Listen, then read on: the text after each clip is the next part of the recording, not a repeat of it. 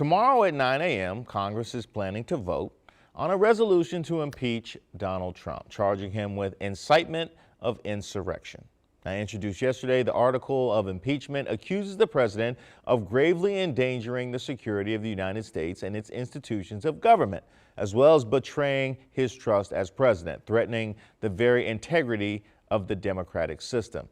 Now, starting the process to remove President Trump from office has split Congress on its fault line. House Republicans are calling it divisive and not needed, as he'll soon be gone. Democrats say it's either this or the 25th Amendment, and that the president's actions were so egregious leading up to last week's insurrection that he's got to go now.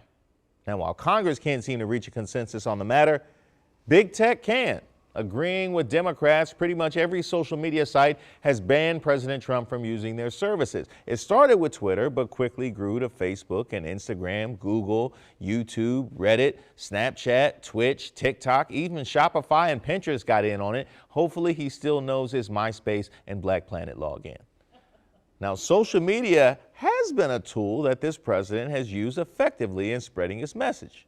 Knowing this and knowing that his posts have become increasingly unhinged, they've acted accordingly, not wanting to be a part of spreading seditious messaging.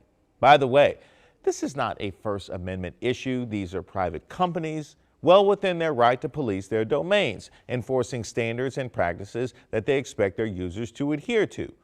Standards and practices which are apparently higher than those of the White House and half of our government. We live in a country where a man can have the nuclear codes, but not a TikTok account.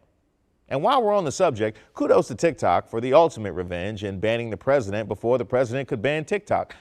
That was slick. Still, my time in Facebook jail aside, I don't find the standards of social media to be too high. And there's no sense in a scenario where that standard climbs higher than that of being president.